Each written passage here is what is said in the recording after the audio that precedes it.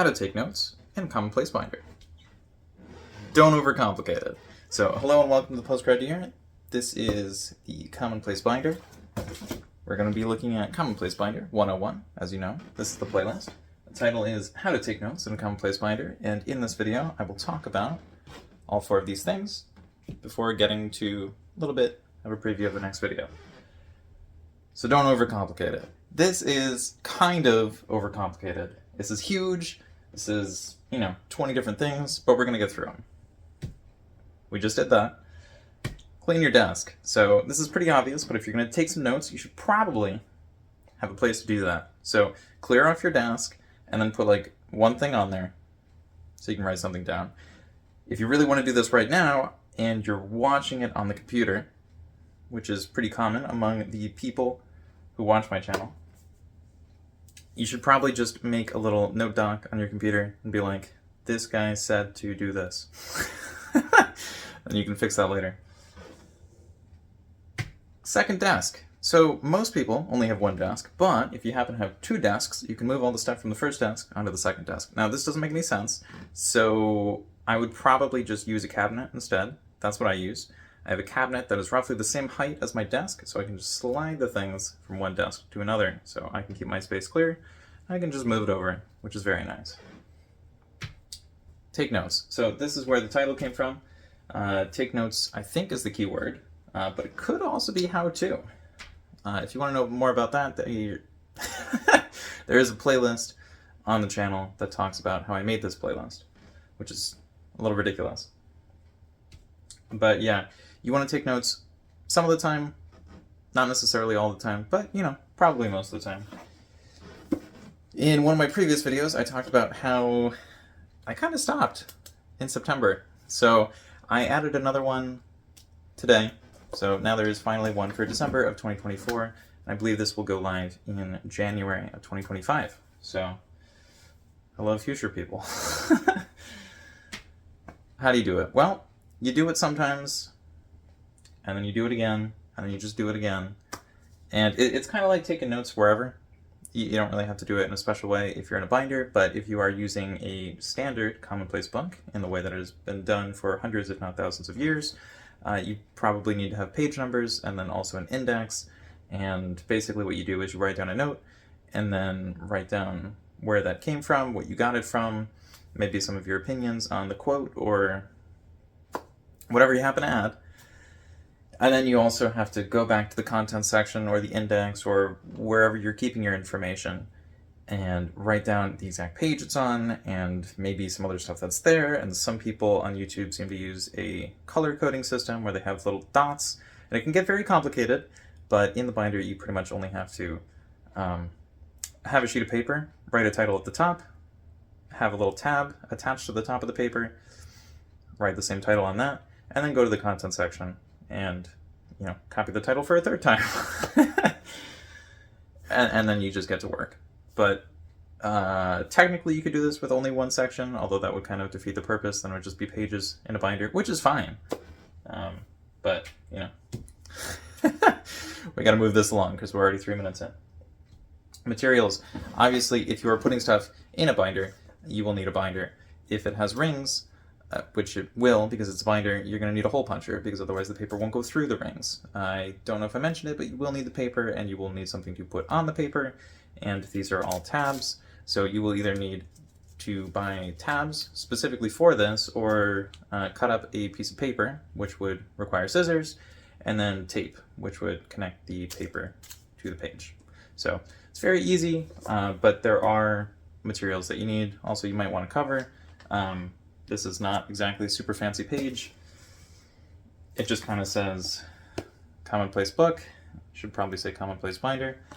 It says when I first use it, and a little thing to remind myself of what the intro is.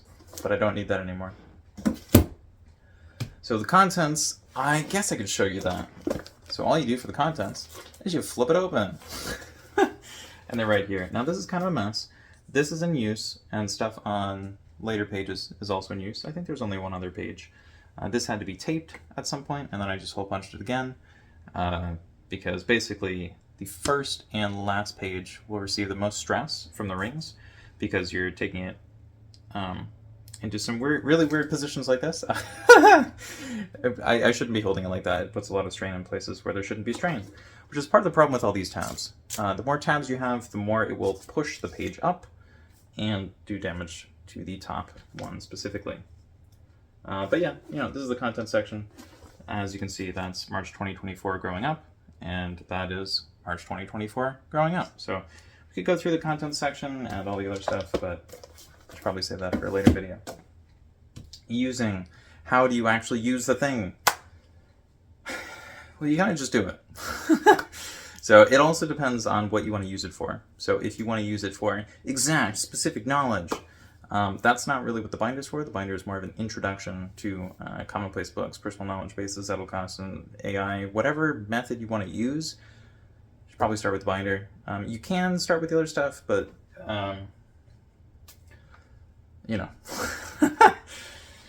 for the commonplace book, you're going to need the index and the page numbers, like I said. For the Zettelkasten, you're going to need a whole bunch of note cards, and they're going to need to go into boxes, then you're going to have to keep the boxes somewhere in there. It's going to be more like a cabinet system, and that's a lot. Or you can have a personal knowledge base, which is basically your own personal Wikipedia on your computer. The problem with that is you always have to have a computer, and you could accidentally delete all of it at some point, and you have to know your password and have electricity and all the other stuff. But there are a lot of benefits to it, like, you can just copy paste, like if you keep it all as docs, you can be like, this is my folder of docs, and then this is another folder of docs, and you can just keep duplicating it. So you can save it in one location and another location, and you can just give it away to people, which is quite convenient. And then with all the AI stuff, technically you could just type the stuff in, but it might also be good to occasionally, sometimes, write down some of the prompts that you use, or keep those in a digital location. Selections. So you're probably not going to be saving AI prompts as the things that are like the most important to you in a system like this. Maybe you are.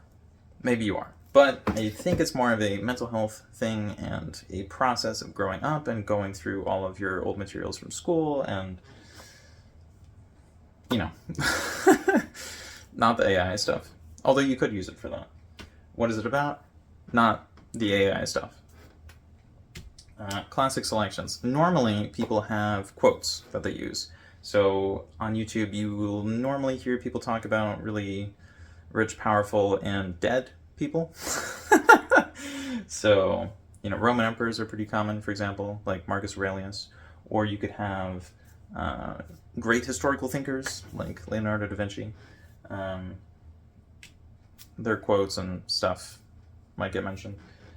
Legacy sections, I kind of talked about this down here, and what I'm talking about is like if you have some stuff from school and you don't know how to build your sections or your commonplace book or binder or whatever other system you're using, you could always just categorize it by like, I had French class, so this is the French binder or the French section, and then English, and then math and history, and you could just build it out like that, and then have another category just for yourself, which is like me, personal, me, myself, or I, and then another one for game, like if you play sports, or if you play video games, or if you do some sort of gaming, you can just add more, and then eventually, even if you're only adding one category per month, you can start with 4, and then next month you could have 5, and then next month you could have 6, and then 7, and then, like it builds pretty easily, and you don't really need to stress about having an exact catalog of 800 different sections, although if you really want that, I would recommend looking into John Locke's method for commonplacing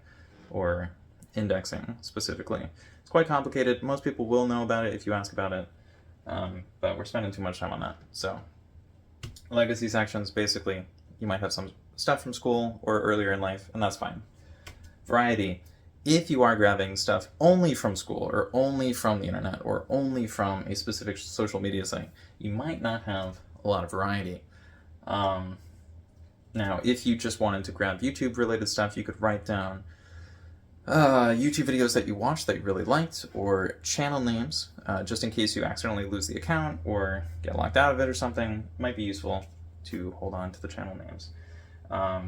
But if you really want to generate absolutely crazy variety, you can go through your liked video playlist, if you've watched a lot of videos, and press the like button, or, you know, like, comment, subscribe.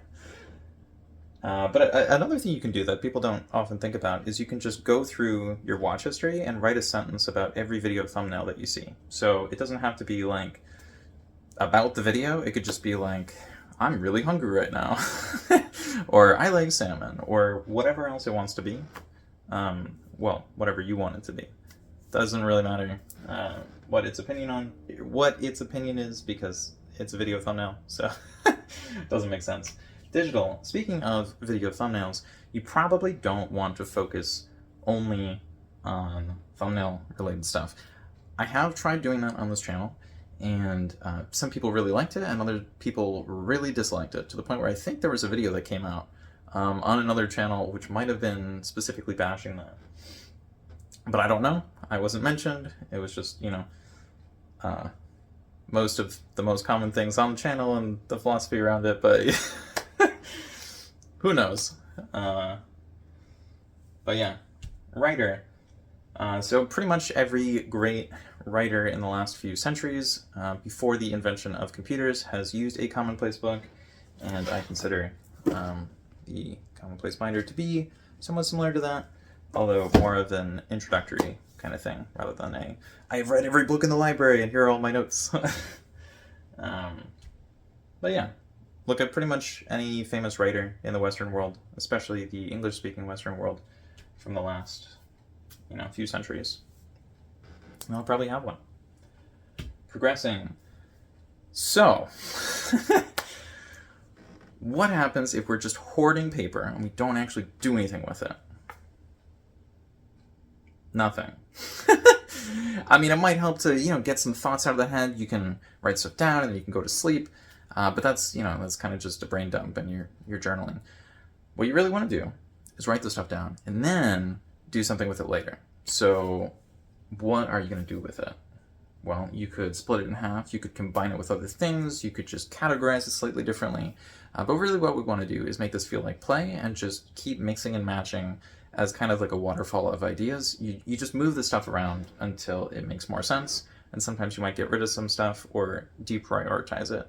I personally tend to deprioritize information rather than outright deleting it, which in some ways is really good, because if I miss something, I can just go back and get it.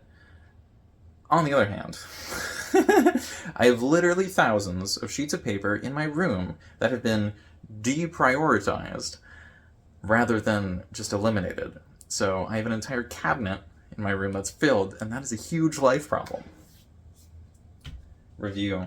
I kind of talked about this when I was talking about progressing, so that's kind of an oopsies. But I didn't prep this ahead of time. I mean, obviously I, you know, put this entire thing here, but I didn't run through it. With the process of review, oh my god. My monitor's just turned off. Hopefully the ceiling light is enough of a light source.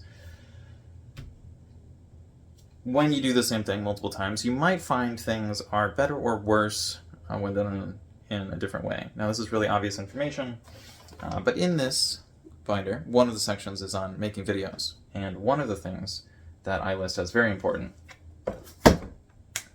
is to figure out how to make the videos themselves. And so one of the things that I do is I make sure to set up both computer monitors to be showing white, and so that way I have essentially 3 light sources, although it's realistically 1 and then 2. So it's better than just 1, but they do turn off after 15 minutes. So either I need to change the length of time that they turn off after, or I need to just get a ring light like a normal person. Now for mine, what's going on here? Well, this is my demonstration binder. So this is a Commonplace Binder, and yes, it does have stuff related to my YouTube channel, but when it comes to the actual education project, I keep a lot of the stuff in the closet, I keep a lot of the stuff in the cabinet, most of the stuff is on the computer. So it is not in this specific binder. I hope it will be eventually, at least, you know, a trimmed down, manageable version that I can tell people about, because most people don't want to hear an hour-long explanation about something that they've never heard of, especially from a person that they've never heard of. And considering I'm not doing so great on the subscriber count right now, that wouldn't make a whole lot of sense. Because no one, when they're dealing with a time commitment, wants to bother with a channel that's super tiny about a super niche subject that has no comments or views. And yes, this is a pretty serious time commitment. Some people say that it's not that much. You can only spend like 20 minutes a day on it. But that's actually a lot of time. Say you spend 3 minutes a day on it. Well, over the course of a year, that's like 1,000 minutes. Now, if you're spending an hour on it every day, that's obviously going to be a lot more. But the point is, these things take time, and certain parts of that might feel kind of annoying. Your system might be totally different than mine, and that is fine. This is technically supposed to be how to take notes in a Commonplace Binder. I don't know if we really talked about that today, so hopefully you don't feel super clickbaited. If you do, leave that down in the comments, and I will try to figure out why. So if you can leave a why, that would also be great. Maybe you wanted a demonstration where I have the paper and I write the things, but really, you just need paper and you just need to write it. So maybe I'll do a deep dive on that in the future. But yeah, tell me your thoughts and your ideas and your questions, comments, concerns, criticisms, and consider starting. So if you haven't started already, I highly recommend starting that. It looks like for this video I moved the camera a little bit too high, so maybe I can move it downwards a little bit. Oh, that's kind of nice. Yeah, so the next video is on considering starting. So if you're considering starting a Commonplace Binder and you feel like you're good on how to take notes, at least at a beginner level, then I guess check the next video. So thanks for watching. I'll see you in the next one. Okay, bye.